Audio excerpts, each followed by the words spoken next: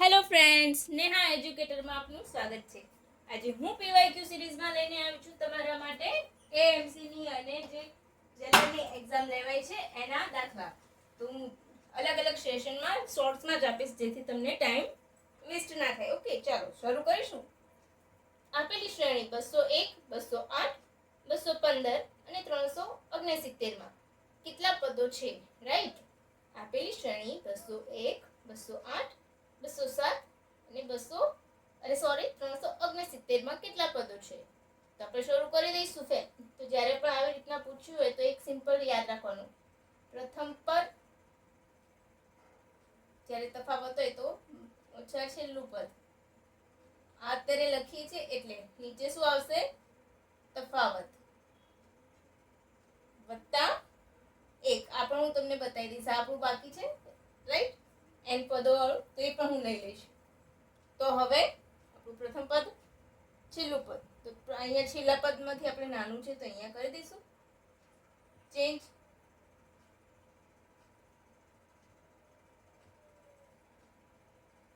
Right. તો શું આવશે?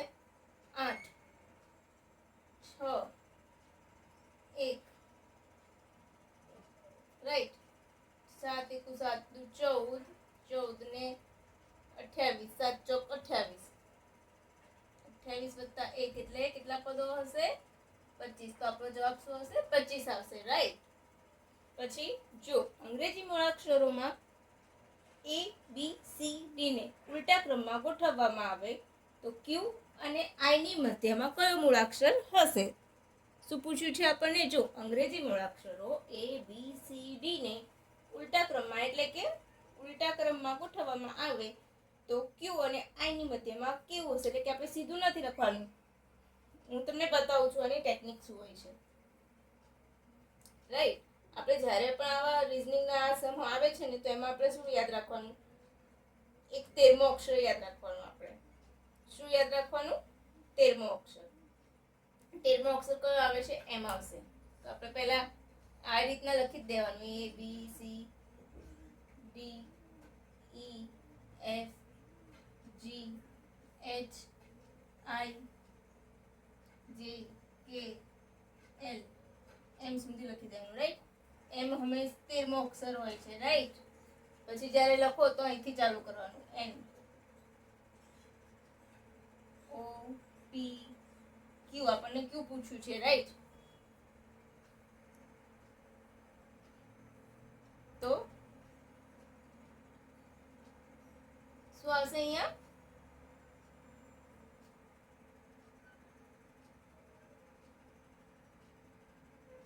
18 છે. તો જ્યારે ઊંધું લખીશું તો અહીંયા આપણે લખીએ ને 26, 25, 24, 23, 22, 21. મને તો યાદ છે, આ તમને હું બતાવું છું. 21, 20, 19, 18, 17. ઊંધા લખો તો શું આવે? 17. ક્યુ ક્યાં આવશે? 17. એટલે આપણે પહેલા 17 મૂકી દઈશું. રાઈટ. અને પછી શું પૂછ્યું છે આપણને? આઈ. તો આઈ ક્યાં છે? 18 છે તો અહીંયા 9 આવશે. રાઈટ. 1, 2, 3, 4, 5, 6, 7, 8, 9. ડન. રાઈટ. તો કેટલા થશે? 26. 26 / 2 = 13. આ બંનેનો સરવાળો ક્યુ અને આઈ. રાઈટ. તો જે પણ આવશે આપણો જવાબ શું આવશે? એમ આવશે. ક્લિયર થયું?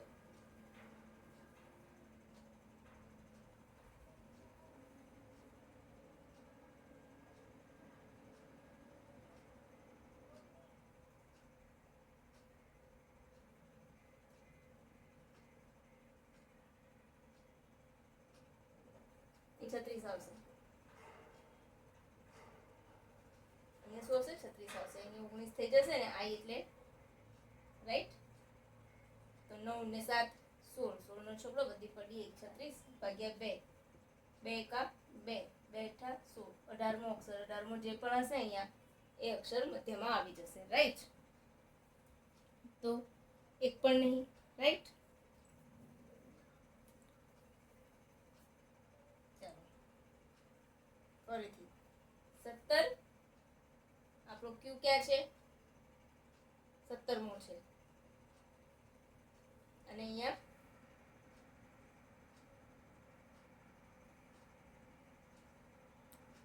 એક મિનિટ ફ્રેન્ડ્સ, મિસ્ટેક થાય છે મારાથી.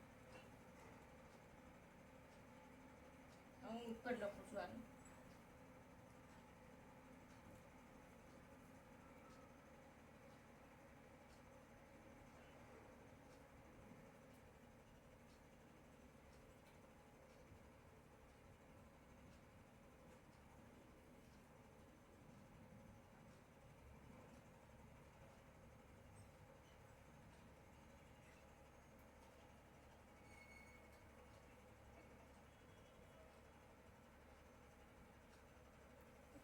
બરાબર.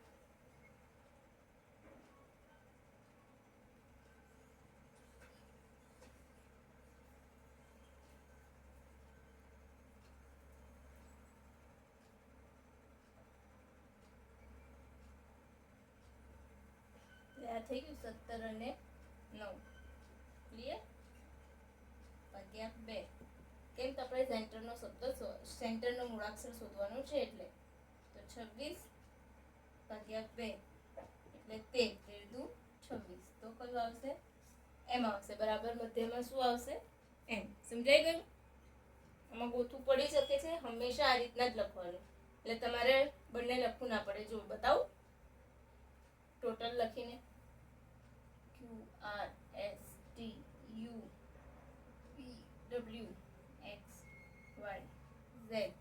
14 15 16 17 18 19 20 21 22 23 24 26 લખાઈ ગયું. હવે જો એ ઊંધેથી ગણો તો 26 અને પહેલો ગણો તો a, z ના ગણો તો આ અથવા તો આ. ક્લિયર? એટલે તમારું બે કામ એક સાથે થઈ જશે. ઊંધું સીધું લખવાની જરૂર નહીં પડે. ઓલવેઝ જ્યારે રિઝનિંગમાં આવો દાખલો પૂછે તો તમારે આ જ એપ્લાય કરવાનું છે. ચાલો આગળ વધીશું.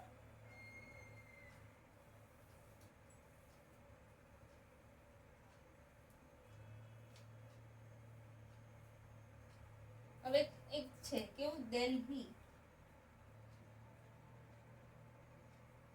રિઝનિંગ બહુ જ મસ્ત પૂછાયું છે. મેથ્સ કરતા પણ ઈઝી હોય ને તો રિઝનિંગ 1 છે, રાઈટ? કલકત્તા, CULCUTA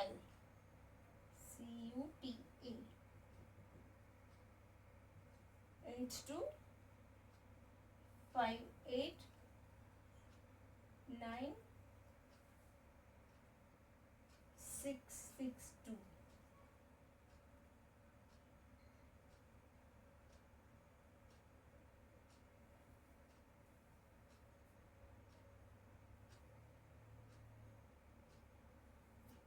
તો શું શોધવાનું છે આપણે? કાલી કટ શોધવાનું છે. શું શોધવાનું છે? કાલી કટ, રાઈટ? તો આપણે પહેલા લખીએ તો ત્યારે શું થાય?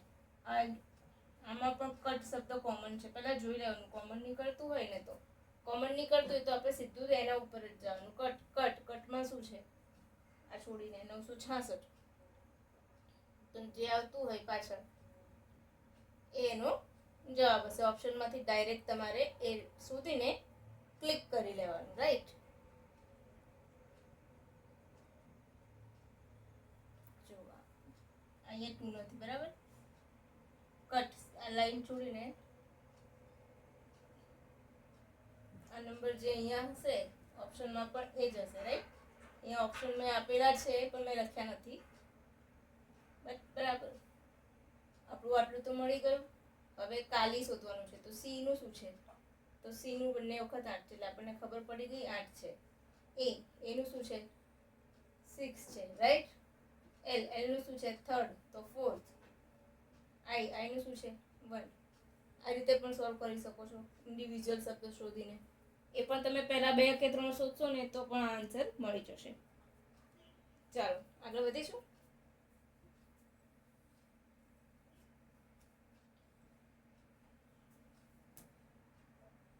જો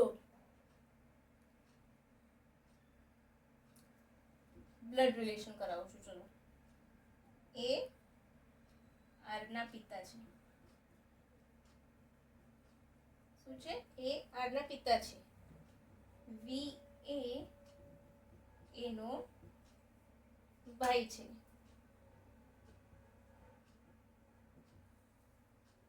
ડી આર નો ભાઈ છે. ડી એ આર નો ભાઈ છે. શું છે? ડી એ આર નો ભાઈ છે. એ આઈ એ એના પિતા છે. તો ડી અને વી વચ્ચેનો સંબંધ શોધો. મારા ફેવરિટ. જો મેન પુરુષ માટે કરવાનું હોય તો પ્લસ એમ અને માઇનસની નિશાની ફિમેલ માટે, રાઈટ?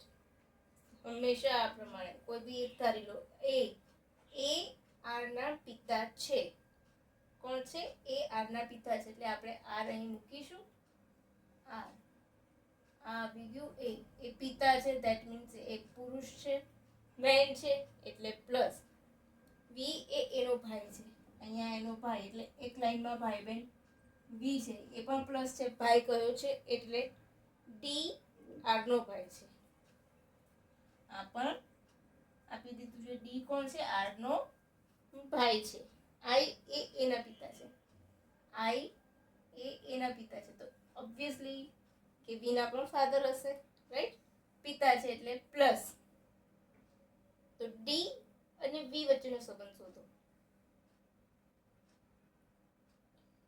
તો ડી અને વી વચ્ચેનો સંબંધ શોધો. આ લાઈન જશે અહીંયા, બરાબર? આ બંને શું છે? એના પિતા છે. તો આ એમનો પુત્ર થયો. તો આ બેનો સંબંધ શોધવાનો. તો આ શું હશે? આ કાકા હશે. એના ભાઈ છે એટલે એને ડી. એનો પુત્ર છે તો આ ભત્રીજો. તો કાકા ભત્રીજાનો સંબંધ હશે. ક્લિયર? સમજાઈ ગયું? ચાલો આગળ વધુ. એસએસ લેવાનો હોય તો લઈ લો. તમારે એક એસએસ લેવો હોય તો લઈ શકો છો. હવે નેક્સ્ટ.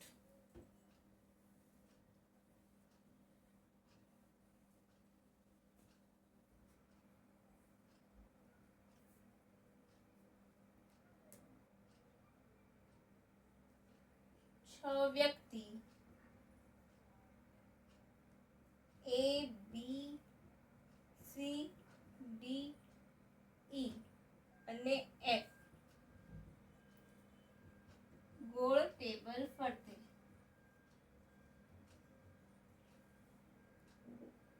કેન્દ્ર તરફ મોં રાખીને બેઠા છે. કેન્દ્ર તરફ મોં રાખી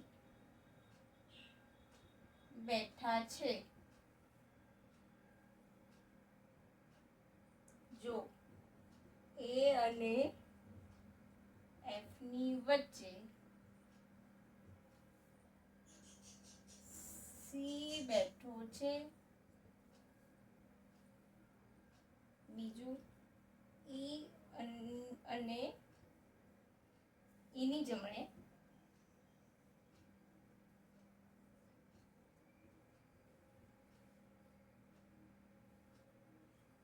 એક જગ્યા છોડીને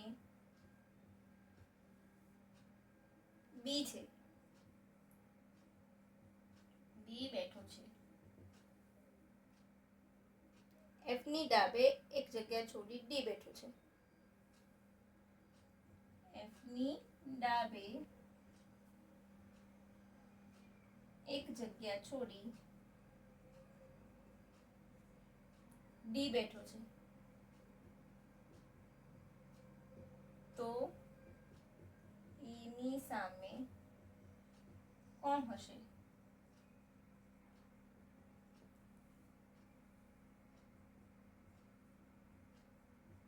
ઈ બી સી નો હોય. જ્યારે પણ આવું હોય તો પહેલા એક સર્કલ બનાવી લો. એમાંથી કોઈ પણ એક માણસને તમારા મન ફાવતી જગ્યાએ બેસાડો. હું હંમેશા નીચે બેસાડું છું. એ છે એને આપણે બેસાડી દીધો છે સૌથી પહેલા. હવે શું કહે છે, એ અને એફ ની વચ્ચે સી બેઠો છે. એ અને એફ એટલે એફ અહીં હશે અથવા તો એફ અહીં હશે. આપણે પેન્સિલથી કરીએ તો બંને બાજુ એફ ને બેસાડી દીધો. એફ અને એ અને એફ ની વચ્ચે સી બેઠો છે એટલે સી ની જગ્યા તો નક્કી થઈ કે કાં તો એ અહીંયા હશે કાં તો અહીંયા હશે. પછી શું કહે છે, ઈ ની જમણે એક જગ્યા છોડીને બી બેઠો છે. ઈ ની જમણે એક જગ્યા છોડીને બી બેઠો છે. સમજાય છે? ઈ ની શું કહે છે, ઈ ની જમણે એટલે ઈ અહીં બેઠો હોય તો જમણે અહીંયા કોઈ પણ બેઠું હશે, રાઈટ? બી બેઠો હશે તો ઈ ની જમણે આપણે ઈને બેસાડીએ તો બી થાય, રાઈટ? તો આપણે મૂકીએ તો સી ને અહીં આવી જશે. ધારો કે આપણે ઈ ને મૂકીએ અહીંયા, આ એફ અહીંયા રાખી દઈએ.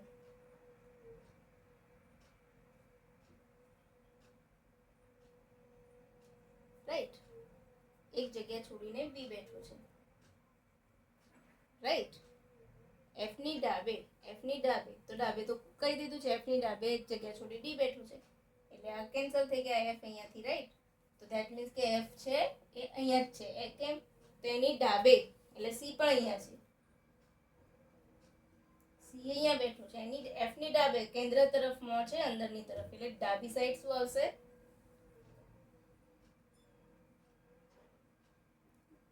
એક જગ્યા છોડીને ડી બેઠો છે એટલે વચ્ચે હજુ પણ એક માણસ આવશે.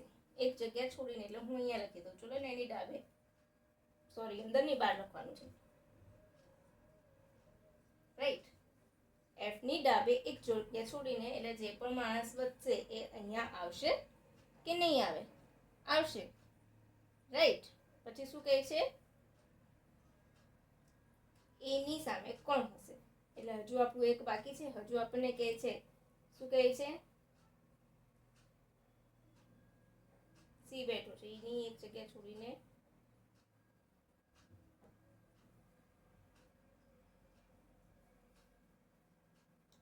જમણે એટલે ઈ અહીંયા આવી જશે. ઈ ની જમણે એટલે આ બાજુ મોઢું હોય તો એનું જમણું મોઢું અહીંયા આવશે, મોઢો જમણો હાથ એટલે બી. તો એની સામે કોણ છે? બી. અહીંયા છે ના, તો ઓપ્શન ડી. હંમેશા આ રીતના ફોલો કરવાનું છે. કોઈ પણ એક જગ્યાએ કોઈ માણસને બેસાડી દો અને પછી એના પ્રમાણે ગોઠવો. તમને ના ફાવે તો તમે બે સર્કલ બનાવીને કરી શકો છો. પછી જે સર્કલમાં સિક્વન્સ એપ્લાય થતી હોય એ એપ્લાય કરવાની. ક્લિયર? ચલો, એસએસ લેવો હોય તો લઈ લેજો.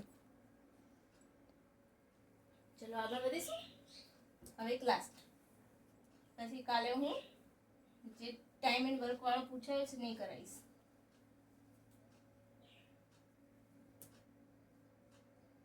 પ્લસ ને ગુણાકાર, બાદબાકી એટલે ભાગાકાર, ગુણ્યા એટલે બાદબાકી અને ભાગાકાર એટલે સરવાળો. તો હંમેશા આવા દાખલા હોય તો એની કોઈ ટ્રીક નથી, એને એપ્લાય કરી દેવાનું. 20/4 - 8 ગુણ્યા 5 + 3 કેટલા? પણ એપ્લાય કેવી રીતે કરવાનું? તો જ્યાં જ્યાં જે રકમ પૂછ્યું હોય ત્યાં મૂકી દેવાની. પ્લસ એટલે ગુણ્યા 3, બાદબાકી એટલે ભાગાકાર.